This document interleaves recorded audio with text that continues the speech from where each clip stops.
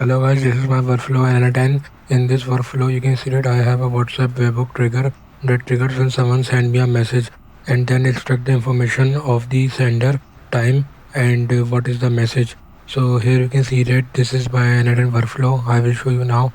When I run this, it gets the data, extract the information, and load the information to the Google Sheet. Now here you can see the information is saved, timestamp, and name of the message, and from. And here you can see that in the webhook, it's been triggered, and all the information is here now.